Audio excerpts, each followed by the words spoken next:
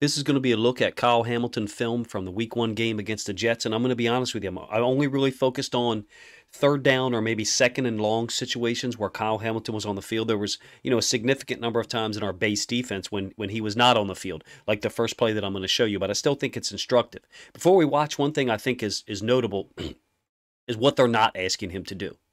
He doesn't appear to be matched up with slot receivers and man. We have better cover guys than him, just point blank, we do.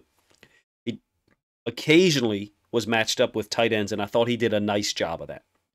I think he stays really high in his zone, trying not to give up the big play, and that's understandable, especially the situation we were in. All coverage, particularly after you're up by 3 scores, needs to be evaluated from the standpoint of what's the score.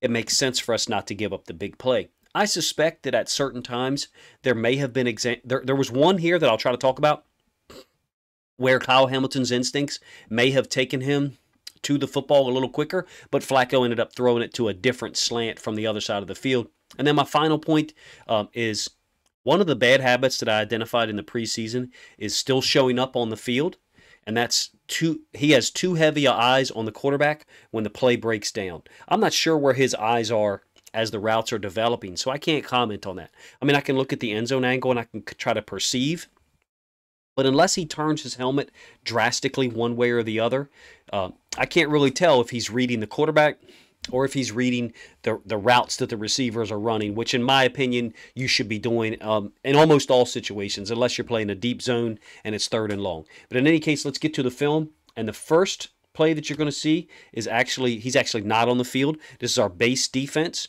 and we're going to be playing cover 3. Marcus Williams at the top side of the field is going to drop down. And one of the things that I really like about what we're doing is we are reading routes. We're not just playing man, we're reading routes. I'm going to stop this in a moment and just draw the cover 3 for you, even though down to the bottom side, Malik Harrison and Kyle Fuller are clearly matched up with these guys, but there is a such thing as a match concept in cover 3 depending on the release, and I think Harrison is matching up with this shorter route, and Fuller is matching up with the deeper out. Makes sense. I actually think that Joe Flacco pump fakes on this play because he's trying to come over here to the right-hand side. I don't know if you just saw it. Slow the video down. He's trying to come down here to the bottom side of our screen, the left side of our defense. And he pump fakes right now, realizes that A, he's got pressure, and B, those two guys are well covered. Hamilton's not on the field, so we're not really breaking down any Hamilton film here, as yet. Let's get to the plays where he's on the field. All right, this is a little slow, but I think he's trying to defend the routes. I don't think he's looking in the backfield here. And for those of you that say that our offensive design is so horrible that we have routes running together all the time, well, what do you call this? Who is Joe Flacco throwing the ball to? I mean, I think he's throwing the ball to this backside guy, and I love the challenge by Kyle Fuller, but they're clearly in the same area, right? Sometimes that happens, just to be honest with you. In any case, here's Kyle Hamilton, the bottom side here on the hash. He stays high. He's trying to defend the routes. And, is there going to be a time where I think maybe he'll break a little quicker? Yeah, but he's worried about possibility of 2 verticals, by these 2 guys here. And the corner's going to have to turn and go with 1 vertical because 2's going vert, and he's going to read that. He's not going to be looking in the backfield because if you look in the backfield and they run 2 verticals, number 1's going to run right by you. In any case, I suspect there will be a time where Kyle Hamilton's going to be a little bit more aggressive on some of these routes. Not saying that had to be one of them, but that's just one where I think he's definitely being conservative and staying a little high. And in some of these situations, it's third and long, he should be. Great route concept here. A great throw by Flacco that I think might be a little bit behind, to be honest with you. It's a later developing deep in on third and long that's thrown slightly behind the guy. And again, Hamilton's back here at safety. They're putting him in a position where he can play something. Now, what's interesting, if you ask me about having Hamilton on the field with Marcus Williams, is I saw a lot of times where we're dropping Marcus Williams down. This is man-free, by the way, just so you know. We got man here. We got man here. Obviously, we got man here. You got man here. Marcus Williams is the low hole dropper, so he's responsible for, essentially something like this swath of the field. So he's trying to cover up that first route that appears to be threatening it, this one right here that Chuck Clark's defending well. There's Hamilton high, so this is man free. Queen is on the running back like he was all game. This is a very integral part of our defense, if you ask me, is that Queen has got to be able to guard the running backs man-to-man, because what it'll allow us to do is get that extra safety on the field, and instead of having another linebacker here defending this, low hole, we can do that with a safety. I think it's going to be very important that Queen shows he's able to guard the running backs, and he's got to eschew his own habit of looking at the quarterback even when he's playing man.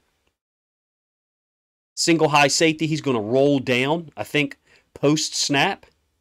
And this is the 3rd and 10 that's going to end up being, pretty ugly, and I'm going to have something negative to say about it.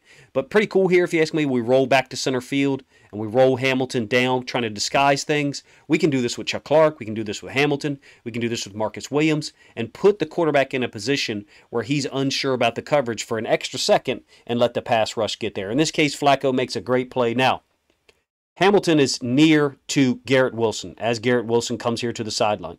Davis is running an in, so Hamilton is essentially passing him off in zone. At this point, Hamilton having his eyes on the quarterback is a bad idea. You need to play the man. Like, all zone becomes man at some point, and he leaves Garrett Wilson. Yes, he ends up missing the tackle, and that is bad. Takes too big of steps, doesn't understand, I don't need to make this tackle, right here. I can just get his legs. I can make him commit, and then I'll tackle him. It'll still be a 4 or 5 yard gain, but it won't be a first down. In this case, he's essentially going for the home run, if you ask me. We would tell kids all the time, just go for the single. That's not the bigger issue, in my opinion. The bigger issue is this, because it happened in the preseason in the end zone against Arizona, and it happened last year with Notre Dame. And it's the same thing that Patrick Queen has done before. You have to get your eyes off the quarterback when the play breaks down, and you have to guard a man, particularly when we're going against Joe Flacco, who isn't going anywhere anyway. Let me know what you think of those thoughts. I think the tackling issue is an issue, don't get me wrong, but I think the bigger issue is that bad habit that he's got. 3rd down, going to Brandon Stephens on the backside, going against Garrett Wilson, going to Moore, against Brandon Stephens, and Brandon Stephens is just competing, doing a nice job challenging. That is spectacular. Hamilton is playing the high safety role. One interesting thing to me that we do is on this motion out of the backfield, Queen points. So Queen was supposed to have the back. And what ends up happening is one of these guys here rotates out to take the back, and then Queen takes the low hole that I discussed 2 plays ago that we were covering up with Marcus Williams at that time. So the versatility of our defense is that we're reading not just the routes, but we're reading the motion and how that impacts our coverage. In the past, you know what we would do? Patrick Queen would, and people that defend Wink, that's fine. I mean, I liked Wink Martindale too, but this is reality, and I know the actual scheme that they're using, and you should too if you've watched my videos that much. You know what we would do before when that running back went out in motion? Queen would run with him, and then this area here in the middle of the field would generally be wide open, even though someone might have been responsible for it. I'm telling you, it happened many times. That area of the field we just hardly ever defended on 3rd down, for real, under Wink Martindale. All right, he's up here as a high safety again.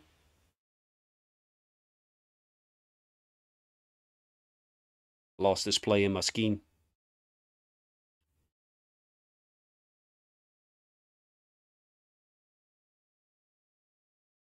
All right, he's a high safety again.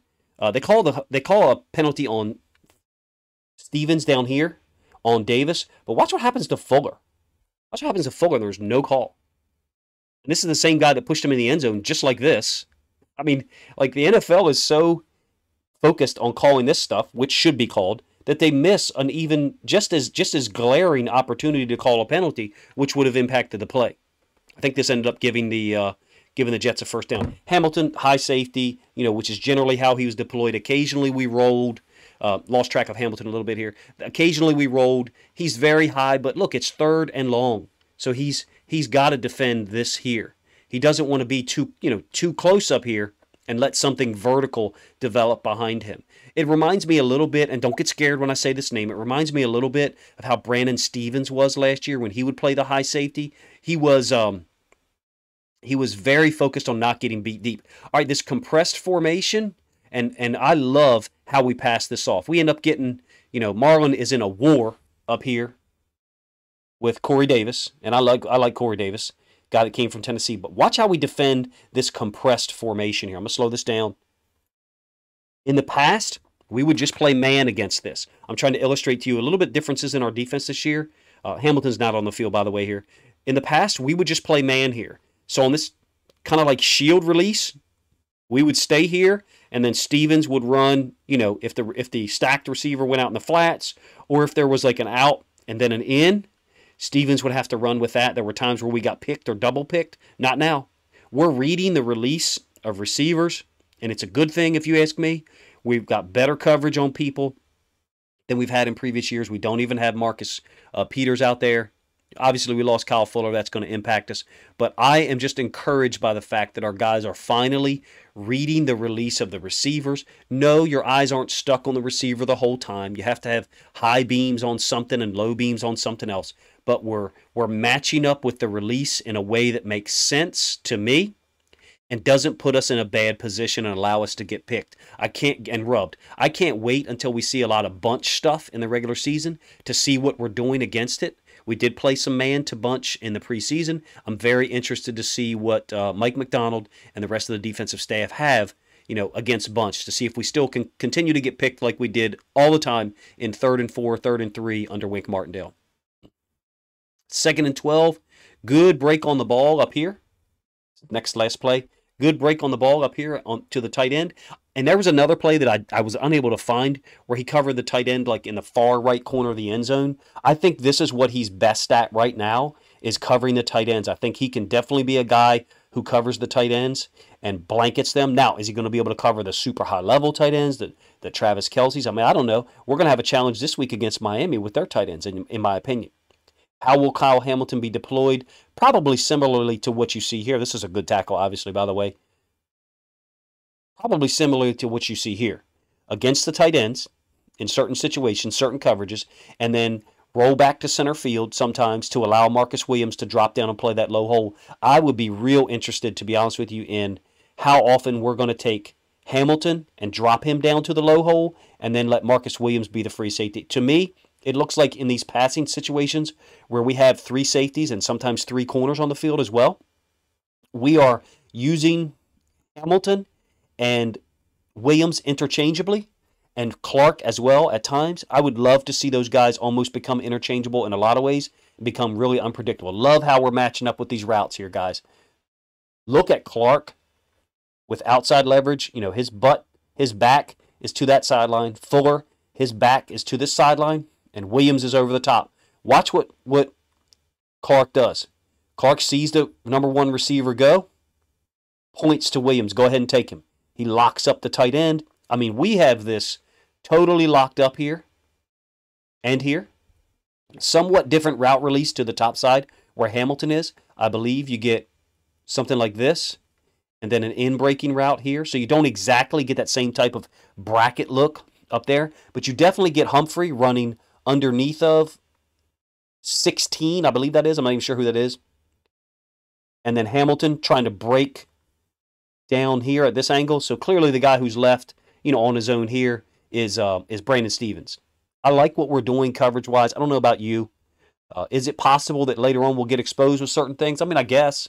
I think Queen did a good job generally against the running back. There was 2 or 3 times where he was beat. Of course, there was a touchdown pass that was dropped by, I think, Carter. Does a good job here on 3rd and 7. 2nd and 12, the play I showed you before this, Hamilton is able to get the tackle on the tight end with good coverage.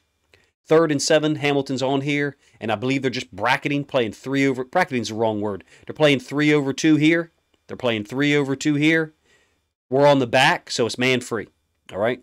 But some people would call it, 2-man. You can call it 2-man. I mean, actually, I would consider this 2-man as well. But the concept, in a lot of ways, is a bracket trying to funnel these guys into the safety, depending on their release. I love what the Ravens are doing. One thing to note, Owe was continuously sliding and falling down. I really think he had the wrong cleats on or something like that. It happened often in this game. I want to say it happened 5 or 6 times that I saw, and there were people who commented saying, he looked kind of dainty or he looked like he really wasn't running hard. Well, if you've ever tried to run with the wrong cleats on, and you've already slipped 2 or 3 times, that's going to impact you. We're talking about Kyle Hamilton here. I see some good things. The bad habit, I think, has got to get fixed. He's got to stop staring at the quarterback in those unsettled situations. We should have given up a touchdown to Arizona in the preseason in the end zone there. Hopefully you guys can remember the play. It's where we zone dropped one of our D tackles, and then that same D tackle ended up, I think it was Mack. That same D tackle ended up being the one guy who hit the quarterback while Kyle Hamilton left his man. All zone becomes man at some point, particularly when the play is extended. The play I'm discussing, Flacco was still in the pocket. I understand. I still don't think Flacco's going anywhere, in my opinion. Kyle Hamilton's a very aware player.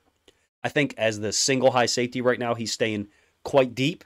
But again, in this game, that was appropriate for him to do so. So that's not a criticism. That's just an observation. The situation called for that, so there's nothing wrong with it. My biggest complaint would not be the tackling. My biggest complaint would be the bad habit of staring at the quarterback during unsettled or extent plays where the quarterback extends the play. And even sometimes where I think he's staring at them in the backfield as the routes are developing. But I can't prove that, so that's not really a part of this evaluation. I think we got a really good player. I think his best trait right now might be him locking up tight ends on third down, taking them away from the taking them out of the progression, and really daring the quarterback to go somewhere else at some of our other better cover guys once we get everybody healthy. Really excited that we got Kyle Hamilton, Tyler Linderbaum as well. Had a video come out on Tyler Linderbaum last night. Hopefully you guys checked it out. I'll link it up here at the end.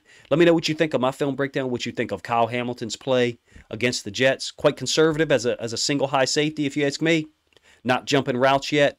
That doesn't mean he's not studying film. It just means based on the situation, he understands we would rather give up an 8 or 9 yard gain than a 22 or 32 yard gain over the top. Appreciate you guys checking out the video. If you enjoyed it, and you think other people would enjoy this content, please consider sharing it on social media.